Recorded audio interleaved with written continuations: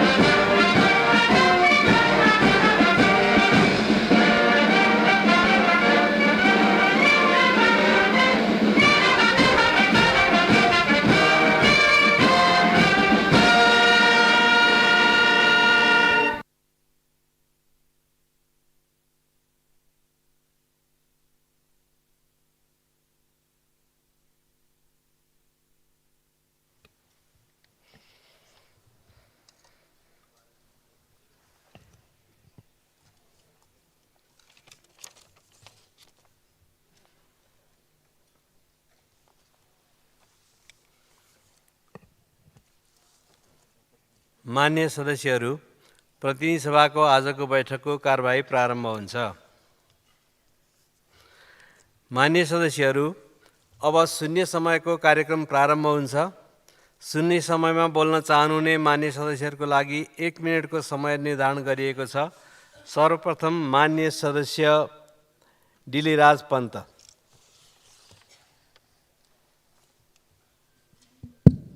सभामुख महोदय, निजामती कर्मचारीहरूले 1 वर्षदेखि साउनदेखि तलब पाएका छैनन्।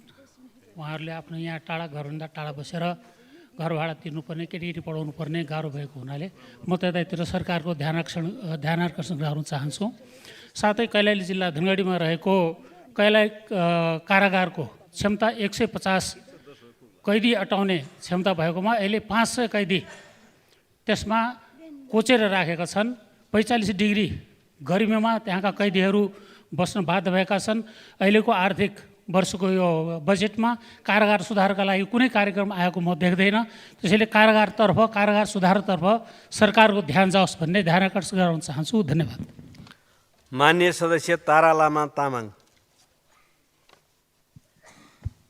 सम्मान्य सभामुखज्यू, नेपाल सरकारले उखु किसानहरूलाई प्रति क्विन्टल 70 रुपियाँको दरले उपलब्ध गराउँदै आएको उखुमा अनुदान रकम कार्यविधिभन्दा पछि दर्ता भएका किसान कञ्चनपुरका करिब 447 जना उखु किसानहरूको अनुदान रकम छुट भएपछि जिल्ला उखु अनुदान भुक्तानी समितिले 2080 भाद्र महिनादेखि नेपाल सरकारलाई उखुको अनुदान रकम भुक्तानीको लागि माग गर्दै आएकोमा भुक्तानी नभएपछि पुनः 2081 वैशाख 4 गते भुक्तानी समितिको बैठक मार्फत नेपाल सरकारमा माग गर्दै आएको र म स्वयंले सो क्षेत्रको जनप्रतिनिधिको हैसियतले यस सदनमा र सम्बन्धित निकाय तथा मन्त्रालयमा भुक्तानीको लागि माग गर्दै आएकोमा हालसम्म पनि अनुदान रकम भुक्तानी नभएकोले यथाशीघ्र उखु किसानहरूलाई अनुदान रकम उपलब्ध गराउन यस सदन मार्फत नेपाल सरकारसँग जोरदार माग गर्दछु। धन्यवाद। मान्य सदस्य तेजुलाल चौधरी। सम्मान्य सभामुख महोदय, आजै राति सप्तरी जिल्ला निर्वाचन क्षेत्र नम्बर 4 सुरुङ्गा नगरपालिका वार्ड नम्बर 3 मा मौलिया भन्ने गाउँमा निश्चल चौधरीको घरमा 10-20 जना चोरहरू डाकाहरू आएर धनमाल रूपमा व्यापक रूपमा लुटपाट गरेर 10-20 लाखको सामानहरू लगेको छ। त्यस्तो चोरहरू डाकाहरूलाई कारवाही गर्न म जोरदार माग गर्न चाहन्छु। हिजो घटना रातिको घटना मात्रै हो सभामुख महोदय। तराई मधेसमा 40 देखि 45 डिग्रीसम्म तापक्रम बढिराखेको छ। अर्कोतर्फ नेपाल विद्युत प्राधिकरणले व्यापक रूपमा विद्युत कटौती गरिराखेको छ, लोड सेडिङ गरिराखेको छ। त्यस कारणले तराई मधेसमा व्यापक रूपमा गर्मीको महसुस र जीवन कष्टकर बन्दै गइरहेको भएको हुनाले सरकारसँग विद्युत कटौती नगर्दन म जोरदार माग गर्न चाहन्छु। साथै चुरे दोहन व्यापक रूपमा मान्य सदस्य डाक्टर तोसीमा कार्की। सम्माननीय सभामुख महोदय, मेलम्ची खानेपानी आयोजनाको 1,80,00,000 लिटरको ट्याङ्की निर्वाचन क्षेत्र ललितपुर 3 नम्बरमा छ, तर त्यहाँ हरिसिद्धि, धापाखेल, सुनाकोटी, चुनीखेल, नखीपोट, कुसुन्ती, जाउलाखेल जताततै पानीको लागि रोदन छ। सरकारले गरेको यो व्यवस्थाप्रति मेरो खेद छ। धारामा पानी दिन केउकेलसँग पानी नै छैन भनिन्छ, तर केही हजार तिर्ने हो भने ट्याङ्करका ट्याङ्कर पानी घरमै आइपुग्छ। यसरी नागरिकलाई लाचार बनाएर पानीको व्यापार गर्न पाइन्छ र सभामुख महोदय, यसको नियमन नियन्त्रण हुन पर्यो। भर्खरै सम्पन्न लगानी सम्मेलनमा सिस्नेरी खानेपानी आयोजना मकवानपुरको कुरा उठेको छ। यो कुरामा मात्र सीमित नहोस्, यसको सम्भाव्यता अध्ययन गरी सम्पूर्ण ललितपुरवासीको खानेपानी समस्या दीर्घकालीन रूपमै समाधान गर्नको लागि बजेट छुट्याइयोस्। साथै ठोस्ने खोला, 3 धारा, 9 धारा सांस्कृतिक हिटीहरू संरक्षण गर्न, मुहानहरू जोगाउन, वैकल्पिक स्रोतहरू खोज्न पनि सरकारको स्पष्ट योजना माग गर्दछु। सभामुख महोदय, मानव शरीरको 60% पानी हुन्छ। प्रति व्यक्तिले न्यूनतम दिनमा 2-3 लिटर पानी खानुपर्छ, अनि हप्ताको 1 दिन 1 घण्टा 1 घरलाई मात्र पानी दिएर पुग्छ त सभामुख महोदय? यो भनेको त प्रति व्यक्ति 1 हप्ता 1 गिलास। मान्य सदस्य दीपक गिरी।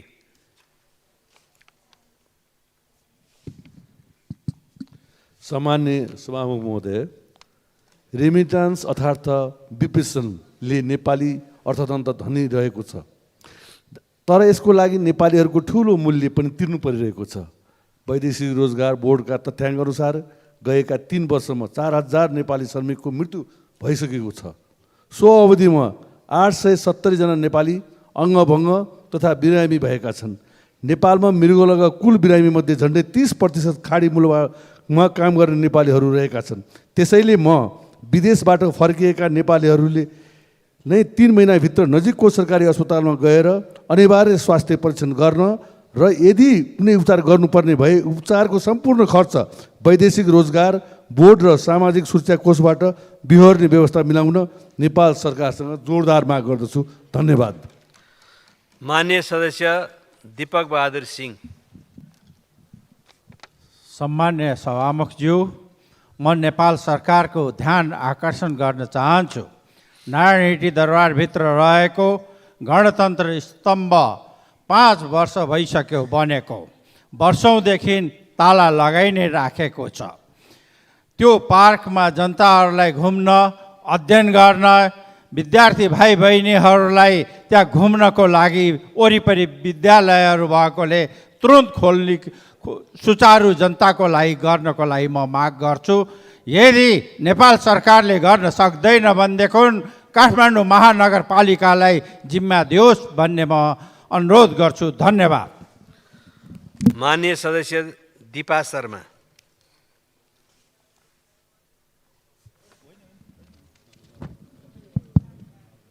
सम्माननीय सभामुख महोदय, नेपाल 2075 जेठ 31 गतेदेखि लोड सेडिङ मुक्त देश घोषणा भयो, तर कुनै बेला दैनिक 6 घण्टा मात्र विद्युत उपयोग गर्न पाएका देशभरका उपभोक्ता नागरिकहरू देश लोड सेडिङ मुक्त भएसँगै 24 घण्टा उज्यालोमा रम्न पाए।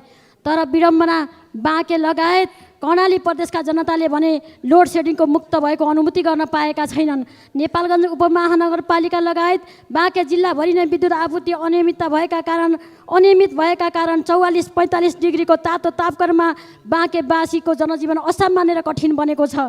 घोषित होइन, अघोषित लोड सेडिङ भोल्टेजको कमीले गर्दा अस्पताल, उद्योगधन्दा, विद्यालय, सञ्चारका सबै माध्यम र सबै कार्यालयहरूलाई काम गर्न कठिन भएको छ। यथाशीघ्र यो असामान्य र कठिन अवस्थालाई सामान्य र सहज बनाउन विद्युत आपूर्ति नियमित र पर्याप्त उपलब्ध गराउन र त्यसको व्यवस्थापन गरी विद्युत कटौती नगर्न र दीर्घकालीन समाधान गर्न म सरकारसँग ध्यान आकर्षण गराउन चाहन्छु। धन्यवाद।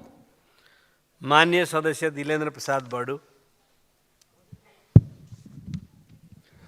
सम्माननीय सभामुख महोदय, गरिब भूमिहीन सुकुम्बासी जनतालाई लालपूर्जा वितरण गरिरहेको हेर्न असह्य भएपछि समाजवाद उन्मुख भनिएको यो वर्तमान सरकारले गठन भएपछि पहिलो निर्णय गरेर काम गरिरहेको राष्ट्रिय भूमि आयोगलाई विघटन गरिदिएको छ।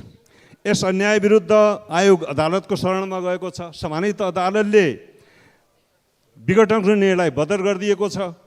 तर त्यसपछि पनि यो सरकारले साबिकको आयोगलाई पनि काम गर्न दिइरहेको छैन, न नयाँ आयोग नै बनाइरहेको छ। त्यसकारणले गरिब सुकुम्बासी जनताप्रतिको समाजवादी सरकारको यो जिम्मेवारी र जवाबदेहिता उदेक लाग्दो छ। सभामुख महोदय, सरकारको म ध्यान आकर्षण गराउन चाहन्छु र त्यसै गरी सभामुख महोदय, वर्तमान सरकारले सङ्घीयताको मूल मर्म विपरीत स्थानीय तहमा गइरहेको रकम, अनुदानको रकम कटौती गरिदिएका कारण गाउँपालिका महासङ्घ र नगरपालिका सङ्घ धरना र प्रदर्शनमा जान बाध्य भएको छ। तत्काल त्यो कटौती भएको अनुदान थप गरेर पनि सुचारू गर्न म सरकारको गम्भीर ध्यान आकर्षण गराउन चाहन्छु। माननीय सदस्य दुर्गा राई।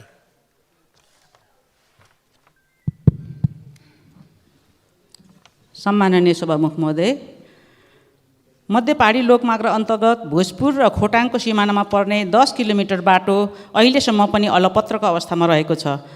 सभामुख महोदय, यो बाटोको बारेमा मैले आजसम्म तेस्रो पटक यो सम्मानित संसदमा बोल्दैछु। सभामुख महोदय, ठेकेदारको लापरवाही, राजनीतिक पार्टीहरू र न्यायालय बीचको च्यापुवामा भोजपुरवासीहरूलाई यात्रा गर्न ज्यानको जोखिम मोल्नुपर्ने के कारण हो? सभामुख महोदय, वर्षायाम सुरु हुनै लागेको छ। फेरि भोजपुरी यात्रुले काठमाडौँ आउनको लागि आफू चढेको गाडी तान्न डोजर र ट्र्याक्टरहरू तयारी अवस्थामा राख्नुपर्ने हुन्छ। त्यसैले सभामुख महोदय, भोजपुरवासी यात्रुहरूले सो बाटो भएर यात्रा गर्दा ज्यान जोखिमपूर्ण हुने अवस्था रहोस् भनी सभामुख महोदय मार्फत सरकार र सम्बन्धित निकायको ध्यान आकर्षण होस् भनी जोरदार माग गर्दछु। धन्यवाद। माननीय सदस्य देवप्रसाद तिमल सेना। सम्मानीय सभामुख महोदय, 2081 जेठ 18 गते राति रौतहटको चन्द्रनिगा नगरपालिकामा आँधी हुरीको कारणले करिब 200 घर क्षतिग्रस्त भएको छ। छाना सबै उडाइएको छ र फलफुल तरकारी धेरै ठुलो नष्ट भएको छ। त्यसको यथाशीघ्र ती गरिबीका रेखामुनि भएका जनताको टिनको घर उडाउने अवस्था उडाएको हुनाले त्यसको क्षतिपूर्ति यथाशीघ्र सरकारले व्यवस्था गरेर उहाँहरूको घरको छाना अहिले 40 देखि 45 डिग्री तापक्रममा खुला आकाशमा सुत्न बाध्य छन्। त्यसको लागि राहतको व्यवस्था, क्षतिपूर्ति यथाशीघ्र गर्न आग्रह गर्न चाहन्छु।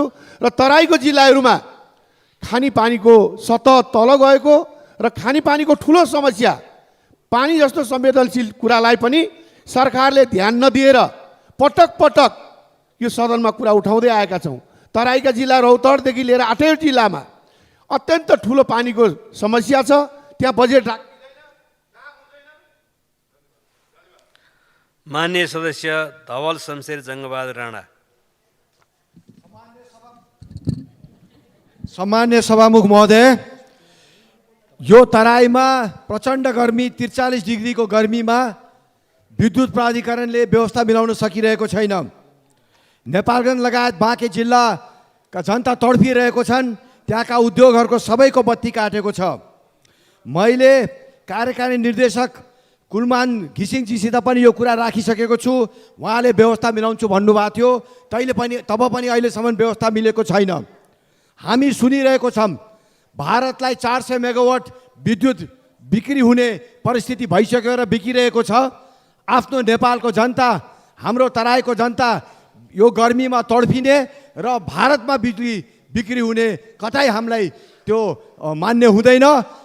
पहिले नेपाली जनता, तराईका जनतालाई विद्युत पूर्ण रूपले पूर्ति हुन पर्यो, तब मात्रै विद्युत चाहिने अर्को देशमा बेच्ने चाहिने अनुमति यो हाउसले दियोस् र नेपालगञ्ज लगायत सबै तराईका क्षेत्रहरूमा विद्युतको यो गर्मीमा व्यवस्था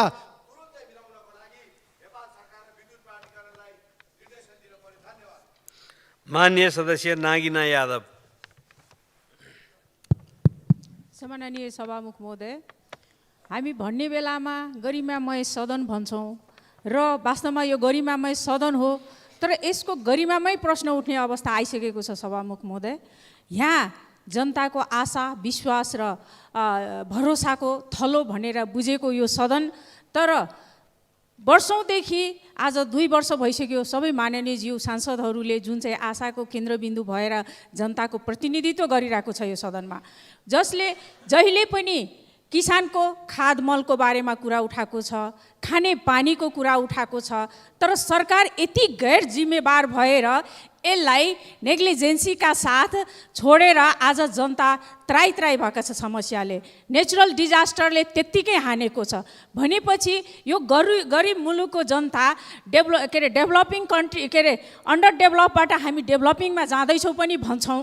के को आधार हो त? जहाँ खानेपानी छैन, जहाँ बस्ने व्यवस्थाको बसोबासको ठाउँ छैन भनेपछि यसलाई डेभलपिङ कन्ट्रीमा अपडेट भइरहेको भन्ने माननीय सदस्य नारायण प्रसाद आचार्य।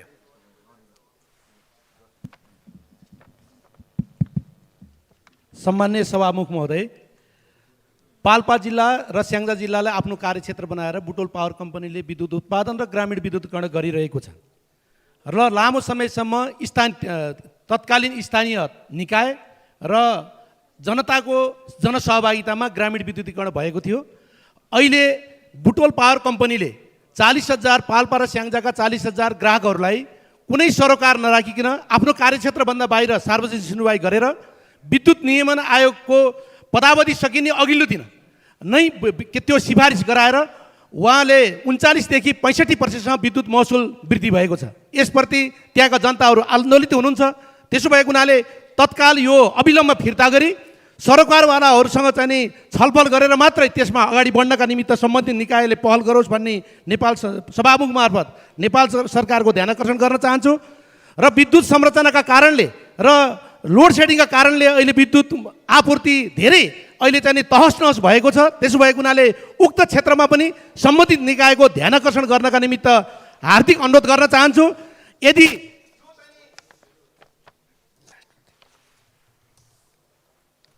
माननीय सदस्य नारायणी शर्मा। सम्माननीय सभामुख महोदय, दाङको राजपुर गाउँपालिकाको 7 नम्बर वडा हाडबासमा वैशाख 16 गते भीषण आगलागी भएर त्यहाँको सबै गाउँ ध्वस्त भएको छ। त्यहाँको जनताहरू बस्न सक्ने अवस्थामा छैनन्।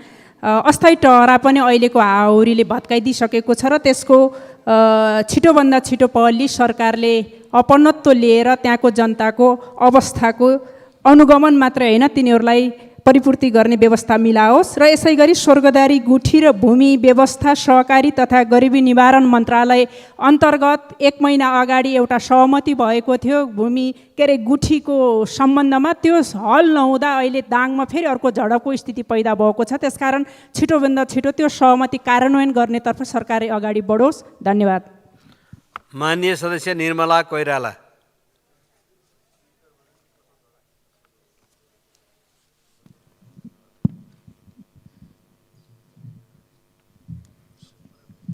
सम्माननीय सभामुख महोदय, जेठ 17 गते पर्सा र बारा लगायतका जिल्लामा आएको हावाहुरीले ठुलो जनधन र बालीको क्षति भएको छ। हावाहुरीका कारण पर्साको बिन्दावासिनी गाउँपालिका वडा नम्बर 2 गर्दौलमा हुरीले उडाएर ल्याएको जस्ता पाताले चोट लागेर एक वयोवृद्ध गुदेरी शाहको मृत्यु भएको छ। यस्तै पर्साकै बौद्धमाई नगरपालिका वडा नम्बर 5 स्थित एनसेलको टावर हावाहुरीले ढलेको र त्यसले च्यापिएर एक पुरुष गम्भीर घाइते भएका छन्।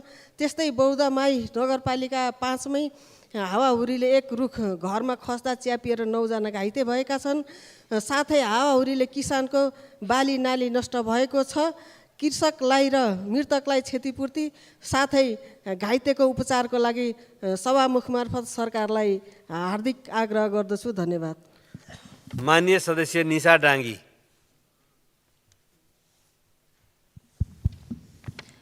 सम्माननीय सभामुख महोदय, सार्वजनिक यातायातमा विद्यार्थीहरूलाई परिचय पत्रका आधारमा 45% छुट दिने व्यवस्था गरिएको छ। उपत्यका ट्राफिक भन्छ 24 घण्टा 7 दिन वर्षैभरि विद्यार्थीले सहुलियत पाउँछन्, तर व्यवहारमा त्यस्तो छैन सभामुख महोदय, किनकि विद्यार्थीले साँझ परेपछि शनिबार वा बिदाको दिन र चाडपर्वका बेलामा समेत छुट पाउँदैनन्। उपत्यका बाहिर त अझ ट्राफिक कन्ट्रोलमा पनि यसबारे जानकारी नभएको र विद्यार्थीहरूले उजुरी गर्दा ट्राफिकले सहयोग नगरेको गुनासो समेत आउने गरेको छ। सभामुख महोदय, उपत्यकामा अहिले न्यूनतम भाडा दर 19 रुपैयाँ तोकिएको छ। 45% छुट हुँदा यो दर 10 रुपैयाँ 45 पैसा हुन्छ, तर विद्यार्थीले 15 रुपैयाँ तिर्नुपर्ने अथवा छुट पाउँदा पनि एकजनाले एक पटकमा 4 रुपैयाँ भन्दा बढी तिर्न बाध्य भइरहेका छन्। त्यसैले भाडा दरको सूचीमा एउटा महल थपेर विद्यार्थीको भाडा दर राख्न र त्यसको प्रभावकारिता नियमन गर्न म सभामुख मार्फत सरकारको ध्यानाकर्षण गराउन चाहन्छु। धन्यवाद। माननीय सदस्य नयनकला थापा।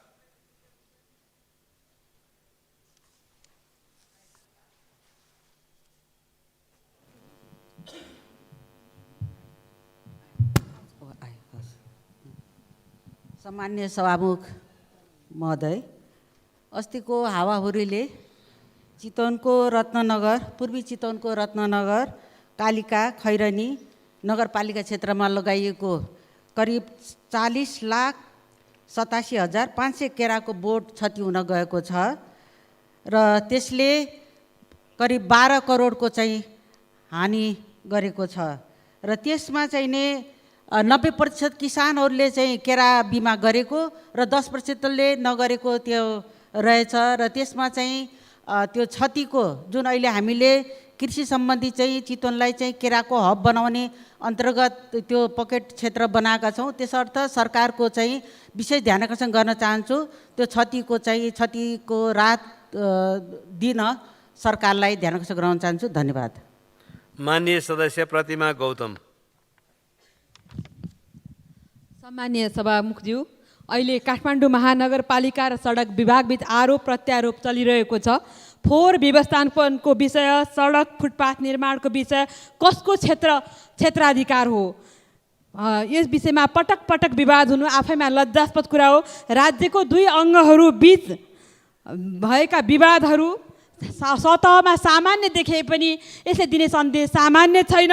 त्यसैले स्थानीय सरकार र सङ्घहरू बीच हुने यस्तै किसिमको विवादहरूले अहिले देखिएको विवादहरूले यो सङ्घर्ष र बलिदानबाट प्राप्त हुने गणतान्त्रिक व्यवस्थामाथि नै प्रश्न उभिने गरेको छ। तसर्थ म यस सम्मानित सदन मार्फत सम्बन्धित सरोकारवालाहरूलाई गम्भीर हुनको लागि हार्दिक अनुरोध गर्दछु। धन्यवाद। जय नेपाल। माननीय सदस्य प्रतीक्षा तिवारी। सम्माननीय सभामुख महोदय, विश्वको जलस्रोतको दोस्रो धनी मुलुक नेपाल खानेपानीको समस्या जलवायु परिवर्तनसँगै झन् बढ्दै गएको छ। धनुषा जिल्ला लगायत मध्य प्रदेशमा खानेपानीको चापाकल, इनार, नदीनाला सुक्न थालेको छ। कृषि उत्पादनको उर्वर भूमि मध्य प्रदेशमा सिँचाइको पर्याप्त सुविधा छैन। मौसमी वर्षाको भरमा खेती गर्नुपर्ने बाध्यताले किसान चिन्तित छन्। तसर्थ खानेपानी र सिँचाइको तत्कालीन र दीर्घकालीन समस्या समाधान गर्न, पानीको मुहान संरक्षणको लागि चुरे संरक्षण गर्न, मौसम परिवर्तनसँगै देखा पर्न सक्ने उच्च जोखिम न्यूनीकरण गर्न, विपद व्यवस्थापनको पूर्व तयारी गर्न सभामुख महोदय मार्फत नेपाल सरकारको गम्भीर ध्यानाकर्षण गराउन चाहन्छु। धन्यवाद। माननीय सदस्य प्रेमबहादुर महर्जन।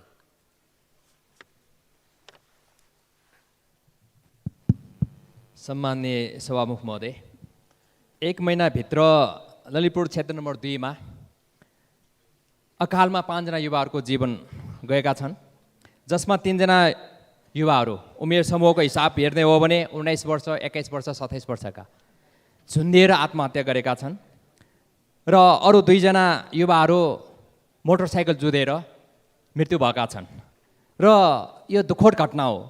र अहिले युवाहरू अनायकमा यसरी आत्महत्या किन गर्नु परिरहेको छ? सायद मलाई लाग्छ उमेर समूहको हिसाबले उनीहरू ज्ञान नपुगेको हो कि अथवा चेतना नभएको हो। यो विषयमा हामीले स्पष्ट रूपमा युवा नीति बनाएर अगाडि बढ्नुपर्ने बेला आएको छ। सभामुख महोदय, म सरकारको ध्यानाकर्षण गराउन चाहन्छु। हस्, धन्यवाद। माननीय सदस्य प्रेम सुवाल।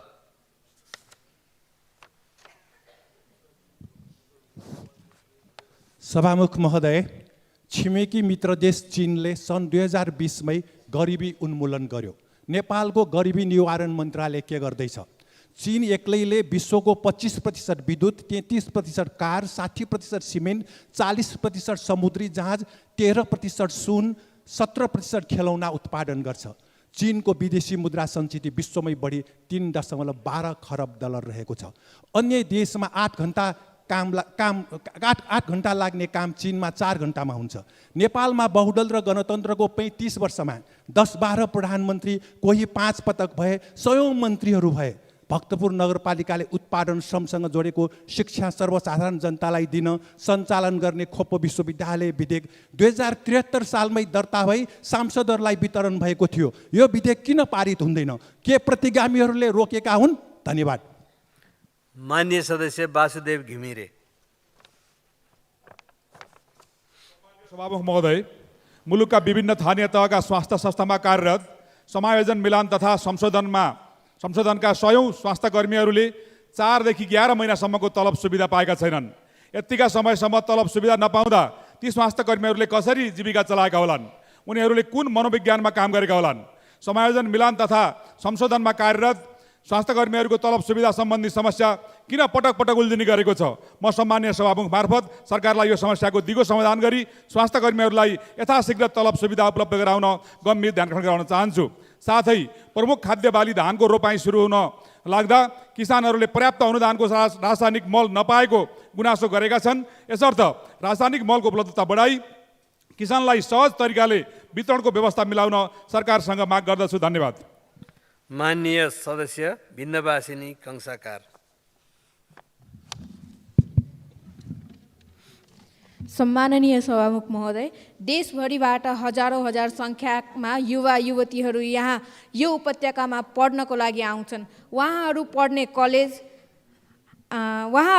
कलेज अग्ला अग्ला भवनमा छन्। उहाँहरूलाई बस्नको लागि खोलिएका निजी होस्टेलहरू ठुला ठुला भवनमा खोलिएका छन्। तर कलेजमा होस् या होस्टेलमा होस्, कुनै पनि ठाउँमा अग्नि सुरक्षाको मापदण्ड निर्धारण गरिएको छैन। म सभामुख मार्फत सबै सम्बन्धित निकायको ध्यान आकर्षण गराउन चाहन्छु कि यी ठुला ठुला कलेज, स्कुल र निजी होस्टेलहरूमा अग्नि सुरक्षाको निरीक्षण गरियोस् र मापदण्ड कायम गरियोस्। धन्यवाद। माननीय सदस्य विनिता कठायत।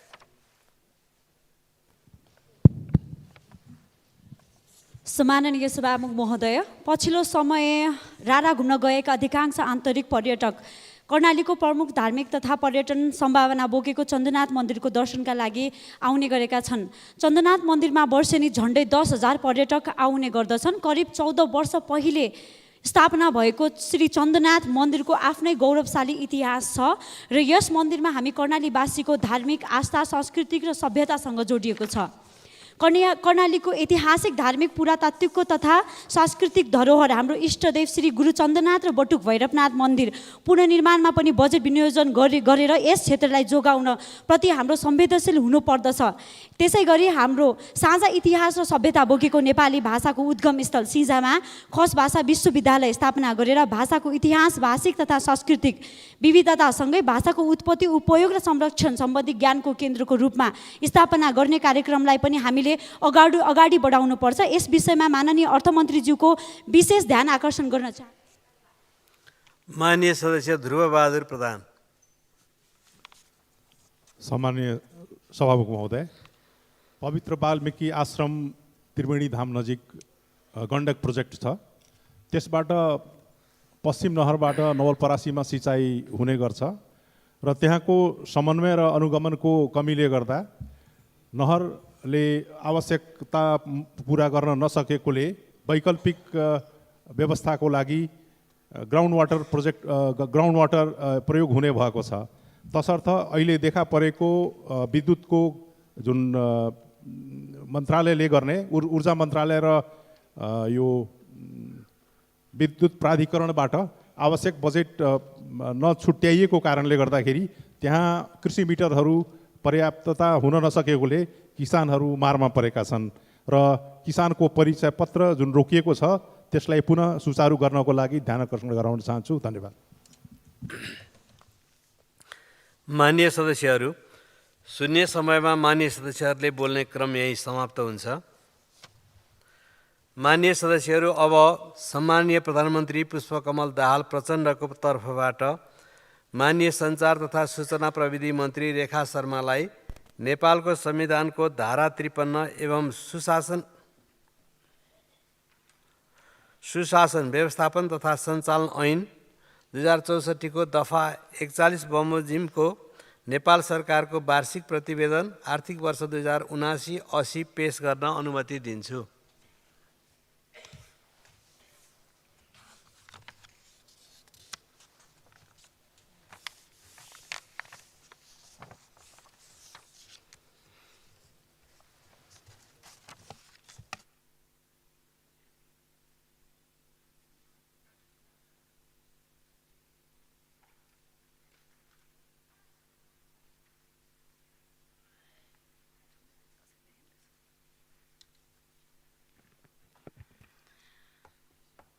सम्माननीय सभामुख महोदयको अनुमतिले नेपालको संविधानको धारा 53 एवं सुशासन व्यवस्थापन तथा सञ्चालन ऐन 2064 को दफा 41 बमोजिमको नेपाल सरकारको वार्षिक प्रतिवेदन आव 2079-80 सदन समक्ष पेश गर्दछु। धन्यवाद।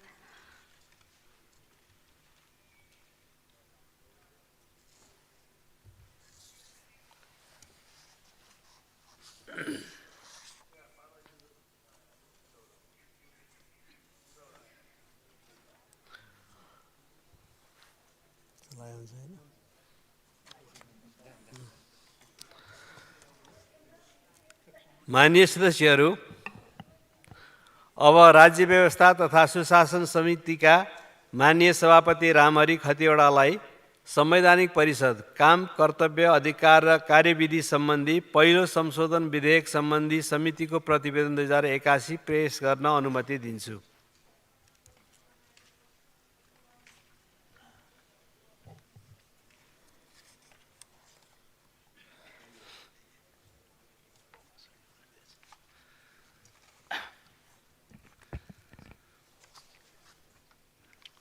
सम्माननीय सभामुख महोदय, प्रतिनिधि सभाको मिति 2080 वैशाख 15 गतेको बैठकले संवैधानिक परिषदको काम, कर्तव्य, अधिकार, कार्यविधि सम्बन्धी ऐन 2066 लाई संशोधन गर्न बनेको विधेयकलाई दफावार छलफलको लागि प्रतिनिधि सभा नियमावली 2079 को नियम 110 बमोजिम सम्बन्धित समितिमा पठाउने निर्णय भए बमोजिम उक्त विधेयक मिति 80 वैशाख 21 गते राज्य व्यवस्था तथा सुशासन समितिमा प्राप्त भएको थियो। संवैधानिक परिषदको काम, कर्तव्य, अधिकार र कार्यविधि सम्बन्धी ऐन 2066 लाई संशोधन गर्न बनेको विधेयकमाथि दफावार छलफल गर्ने क्रममा मिति 80 पुस 20 गते बसेको समितिको पहिलो बैठकमा नेपाल सरकारको तर्फबाट उक्त विधेयक ल्याउनुको कारणबारे र उद्देश्य र औचित्यका सम्बन्धमा सम्माननीय प्रधानमन्त्रीज्यूबाट जानकारी लिएको थियो।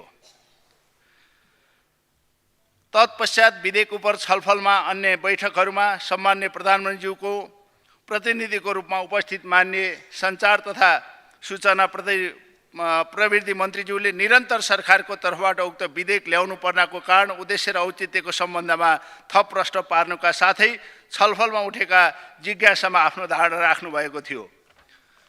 2 वटा दफा रहेको प्रस्तुत विधेयकमा 8 वटा दर्ता समूहका 9 जना संशोधनकर्ताबाट मान्य सदस्यहरूले संशोधन प्रस्ताव राख्नु भएको थियो। समितिको बैठकमा विधेयकमाथिको छलफल गर्ने क्रममा संशोधनकर्ता मान्य सदस्यहरूको संशोधन राख्नुपर्ने कारण, आवश्यकताका सम्बन्धमा आफ्नो धारणा राख्नु भएको थियो भने संशोधनकर्ता मान्य सदस्य र समितिका मान्य सदस्यबाट उक्त धारणा र जिज्ञासा सरकारको तर्फबाट स्पष्ट पार्ने कार्य मान्य सदस्यहरूबाट राखिएका संशोधनलाई समितिमा गम्भीरतापूर्वक लिई समावेश गर्ने अधिकतम प्रयास भएको थियो। सभामुख महोदय, समितिको कर्मसङ्ख्या 1 देखि 8 सम्म संशोधनका विषयवस्तुहरूसहित विधेयकमाथि दफावार छलफल गर्न मिति 80 पुस 20 गतेदेखि 81 जेठ 17 गतेसम्म विधेयक उपर समितिमा 6 वटा बैठकहरू बसेका थिए। 6 वटा बैठकमा हामीले विभिन्न विषयमा छलफल गर्यौं। समितिको मिति 2081 जेठ 17 गते बसेको बैठकमा संवैधानिक परिषद काम कर्तव्य अधिकार र कार्यविधि सम्बन्धी ऐन 2066लाई संशोधन गर्न बनेको विधेयकमाथि दफावार सम्पन्न भएको थियो। उक्त बैठकमा केही संशोधनसहित सो विधेयक सर्वसम्मतिबाट पारित गरी प्रतिनिधि सभाको आगामी बैठकमा प्रतिवेदन पेश गर्ने निर्णय भएको जानकारी गराउँछु सभामुख महोदय।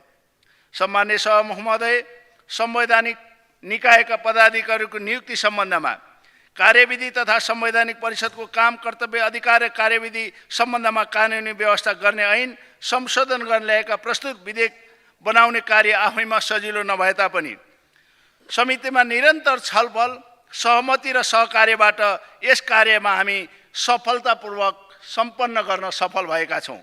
यस कार्यमा निरन्तर समितिमा खटी बैठककालाई उपलब्धिमूलक बनाउनु हुने समितिका माननीय सदस्यहरू, समितिको बैठकमा उपस्थित भई आफ्नो संशोधन प्रस्तुत गर्ने माननीय सदस्यज्यूहरू, संशोधनकर्ता माननीय सदस्यज्यूहरू, माननीय सदस्यज्यूहरूले पुर्याउनु भएको योगदानप्रति म वास्तवमै धन्यवाद र आभार व्यक्त गर्न चाहन्छु। समितिको बैठकमा सहभागी जनाउँदै सकारात्मक योगदान दिनुहुने माननीय सञ्चार तथा प्रविधि मन्त्रीज्यूलाई विशेष धन्यवाद दिन चाहन्छु। यसैगरी विधेयकलाई समृद्ध बनाउन राय सल्लाह सुझाव दिनुहुने व्यक्तित्वहरू, सरकारवालाहरू, मन्त्रालयका राष्ट्रसेवक कर्मचारीहरू, सङ्घीय संसद र समितिका सचिवालय कर्मचारी र सञ्चारकर्मीलाई हार्दिक धन्यवाद दिन चाहन्छु। सभामुख महोदय, संवैधानिक परिषदको काम कर्तव्य अधिकार र कार्यविधि वास्तवमै अति महत्त्वपूर्ण विधेयकका रूपमा हामीले लिएका छौँ।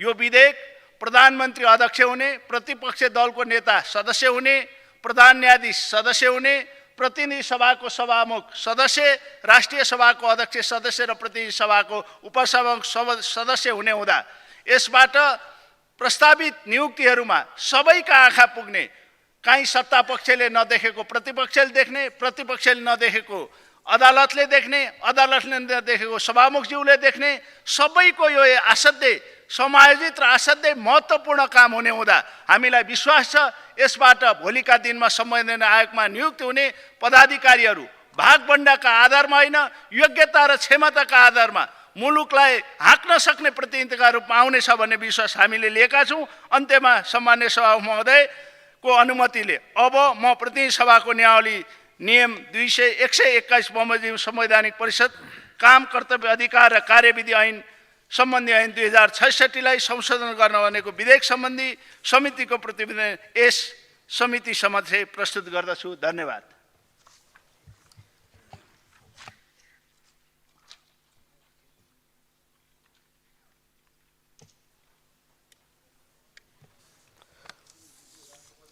माननीय सदस्यहरू, अब आर्थिक वर्ष 2081-82 को राजस्व र व्ययको वार्षिक अनुमानमाथिको सामान्य छलफल जारी रहन्छ। माननीय सदस्यहरू, उक्त छलफलमा भाग लिन चाहनुहुने माननीय सदस्यहरूको नाम दलीय आधारमा प्राप्त हुन आएको छ। वक्ता माननीय सदस्यहरूले आफूलाई निर्धारण गरिएको समयभित्रै आफ्नो भनाइ राखिदिनु हुन अनुरोध गर्दछु। माननीय सदस्यहरू, राजस्व र व्ययको वार्षिक अनुमानमाथिको छलफलमा भाग लिने वक्ता माननीय सदस्यहरूको लागि निर्धारण गरिएको समय व्यवस्थापन स्वचालित रूपमा मिलाइएको ब्यौरा समेत अनुरोध गर्दछु।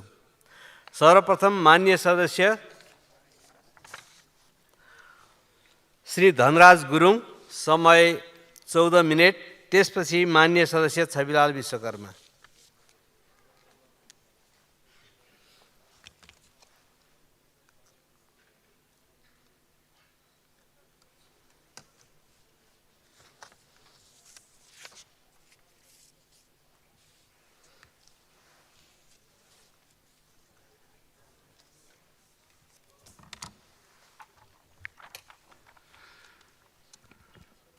सम्माननीय सभामुख महोदय, आर्थिक वर्ष 2081-82 को यो राजस्व र व्ययका सन्दर्भमा माननीय अर्थमन्त्रीज्यूले जुन प्रस्तुत गर्नुभएको छ यसका सन्दर्भमा आफ्नो केही दृष्टिकोणहरू यहाँ राख्न चाहन्छु।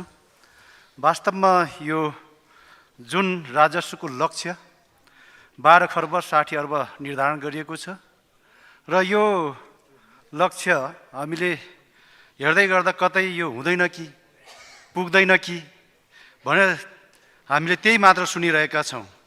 निवेदन गर्न चाहन्छु सभामुख महोदय, यसै सन्दर्भमा राजस्वको लक्ष्यका सन्दर्भमा म आफै पनि कानुन मन्त्री भएकै बेलामा प्रधानमन्त्री, सबै मन्त्रीहरू, सबै सचिवहरू, सबै योजना आयोगको उपाध्यक्ष र सदस्यहरू, पदाधिकारीहरू र गभर्नर र पदाधिकारीहरू सबै उपस्थित भएकै बेलामा पनि यही प्रक्षेपण गरिएको थियो कि आगामी वर्षमा 81-82 को लक्ष्य, राजस्व लक्ष्य 12 खर्ब 60 अर्ब मात्रै हुने भनेर हामीलाई त्यहाँ चाहिने प्रस्तुत गर्दै गर्दाखेरि मैले त्यतिखेरै पनि भनेको थिएँ सभामुख महोदय कि यो त चाहिने हामीले राजस्व कम उठ्ने भयो, त्यसैले बजेटको आकार घटाउनु पर्छ, सानो बनाउनु पर्छ भन्ने मानसिकताबाट हामी अगाडि बढ्न हुन्न भनेर मैले त्यो बैठकमा पनि टिप्पणी गरेको थिएँ कि मैले त्यतिखेरै पनि भनेको थिएँ सभामुख महोदय कि हामीले त यसलाई कसरी राजस्व बढाउन सकिन्छ, करको भार थपेर होइन, करको दायरा बढाएर चाहिने राजस्व बढाउन सकिन्छ।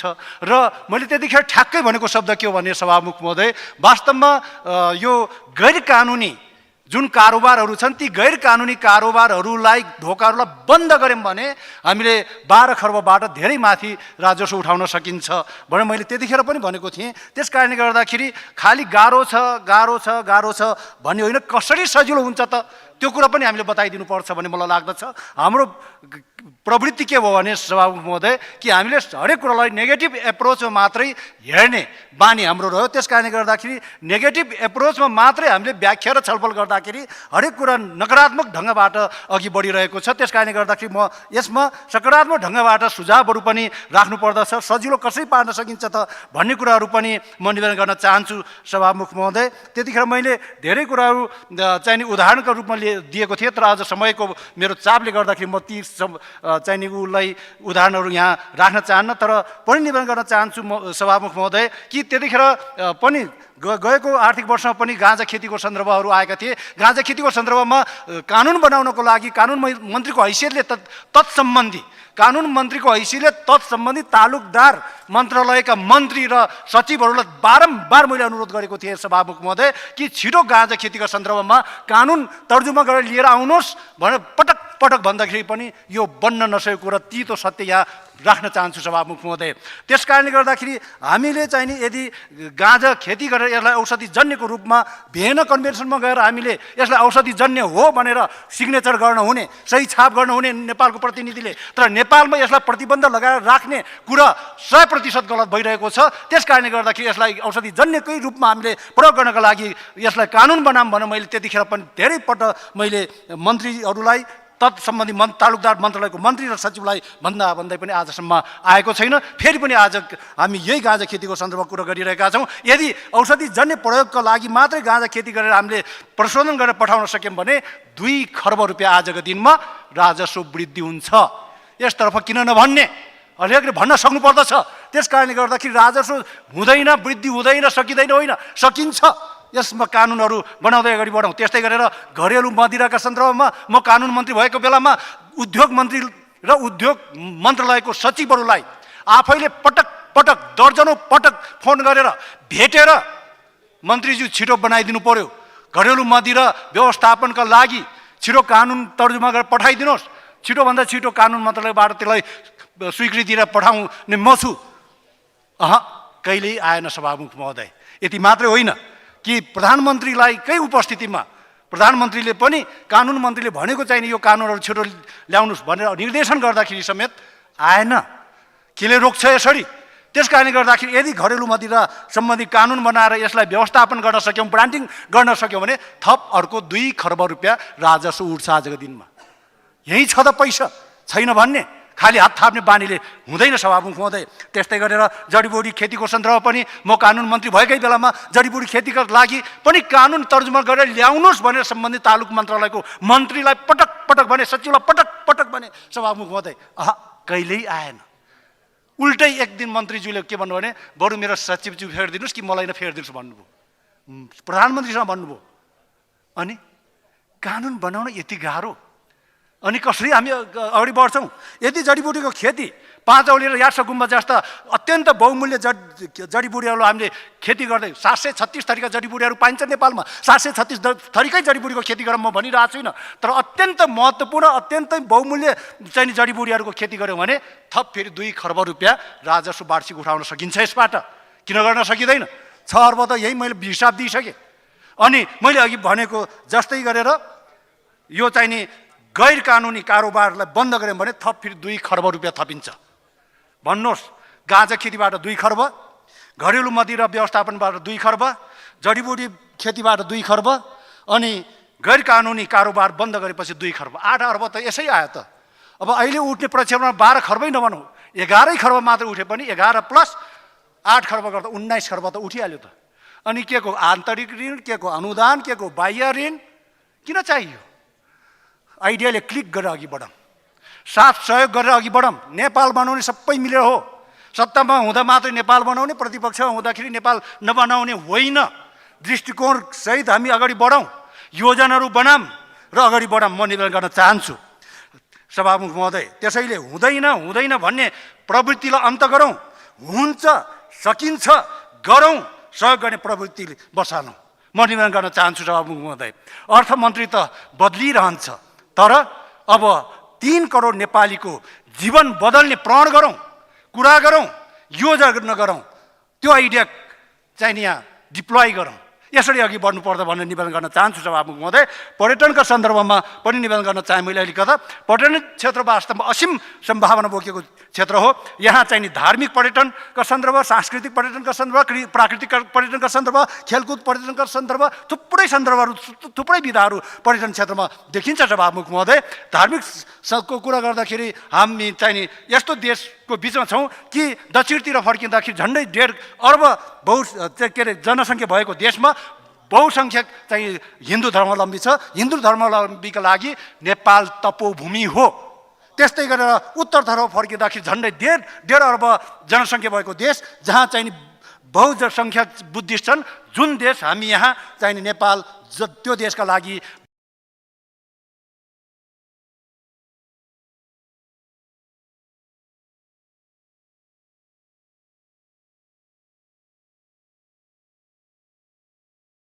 लुम्बिनीमा lords Buddha maternity memorial maternity hospital बनाउनु पर्छ भने पटक भनेको थिएँ, तर म प्रशिक्षण दिने र मेरो प्रशिक्षण लिने पार्टीका साथीहरू कोही पनि अर्थमन्त्री भएनन्। कुरो यस्तो भयो। तर आज चाहिँ कम्तीमा पनि बर्थिङ हब्स बनाऊँ भनेर आएको छ।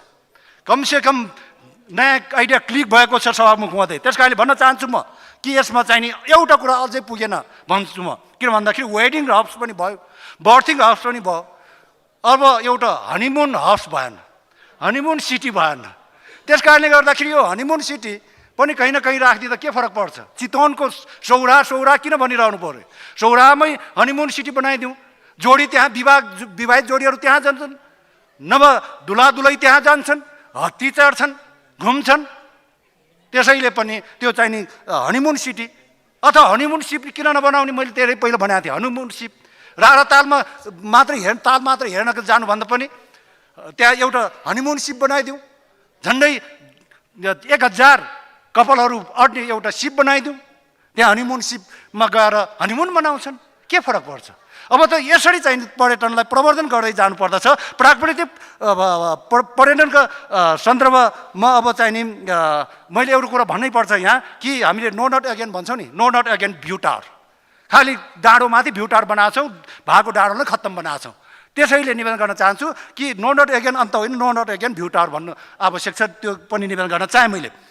त्यस्तै गरेर सभामुख महोदय, सांस्कृतिक पर्यटनका सन्दर्भमा धेरै विविधता छ, डाइभर्सिटी छ। सोरठी घाँटुमा ढल्किने, भजनमा रन्किने, साकेलामा भन्किने, त्यस्तै तामाङ सेलोमा फन्किने, मैथिली भोजपुरी र थारू संस्कृतमा रम्ने, नेवारीमा जम्ने, देउडामा झुम्ने, यसलाई समायोजन गरेर अगाडि बढ्ने, पर्यटकलाई सिकाउने।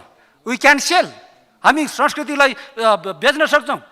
बेचेर पनि नघट्ने कुरा यही संस्कृति हो। फेरि बढ्ने, उल्टै बढ्छ।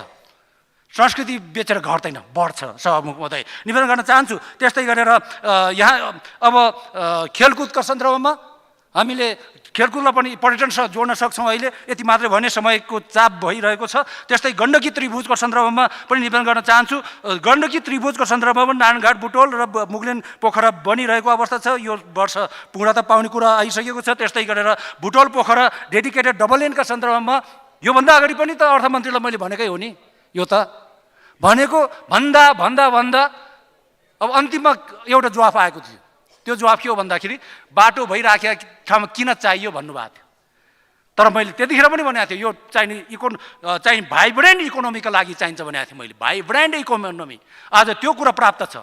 यति मात्रै होइन, गण्डकी त्रिभुजको कुरा मात्रै म गर्दिनँ, अरू देशको 2-3 ठाउँ खोजौँ अझै यस्ता भाइब्रेन्ट इकोनोमीका लागि यस्ता ठाउँहरू खोजौँ जसले गर्दाखेरि हाम्रो जिडिपीमा 2% बढाउन सक्यौँ भने यस्ता भाइब्रेन्ट इकोनोमिक चाहिँ नि योजनाहरूबाट 2% 3 ठाउँ बनाउन सक्यौँ भने 6% त्यहाँबाट बढ्छ।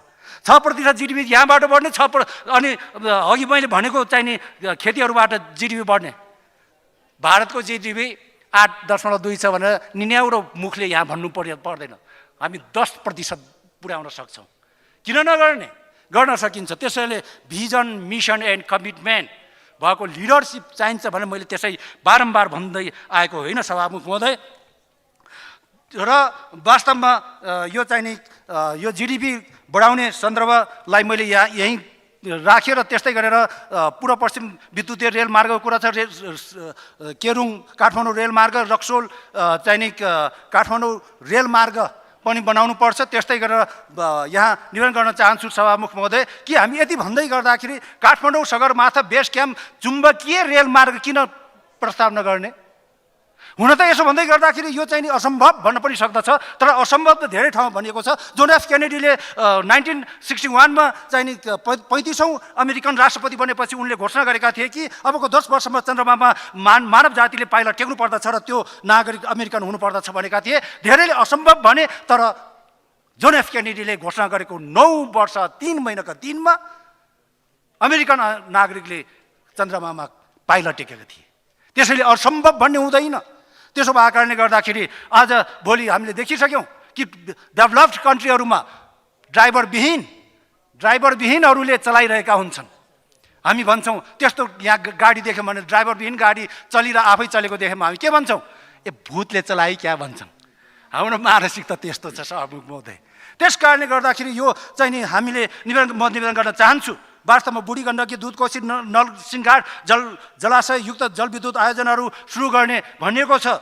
यो राम्रो पक्ष र तथापि म निवेदन गर्न चाहन्छु सभामुख महोदय, अहिले पनि वर्षयाममा जति विद्युत भारतलाई बेच्छौँ सुक्खा याममा उति नै विद्युत हामीले आयात गर्छौँ। त्यसो गर्दाखेरि तिम्रो माया 19 मेरो माया 100, तिम्रो हाम्रो माया बराबर भने जस्तो भएको छ। यसरी त चल्दैन नि। हामीले चाहिँ नि घाटा व्यवहारलाई हामीले रिकभर गर्नु छ। त्यस कारणले गर्दाखेरि यहाँ पहेँलो बत्ती बलिसक्यो। त्यसैले अरू धेरै कुराहरू हुँदाखेरि पनि अन्तमा एउटा निवेदन गर्न चाहन्छु, ऋण लिएर घिउ खाने बानी बदल्नु पर्छ। अहिलेसम्म हामीले गऱ्यौँ ऋण लिने तर घिउ कप्प खाने। ऋण लिएर भैँसी किन्नुपर्छ। भैँसी किनेपछि त्यही भैँसीले दिएको दुधबाट दहीबाट घिउ बनाएर त्यही घिउ बेच्यौँ भने मात्रै हामीले ऋण लिएको भैँसी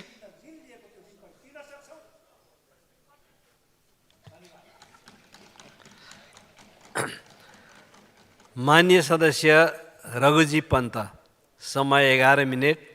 त्यस पछाडि माननीय सदस्य महेन्द्र राय यादव।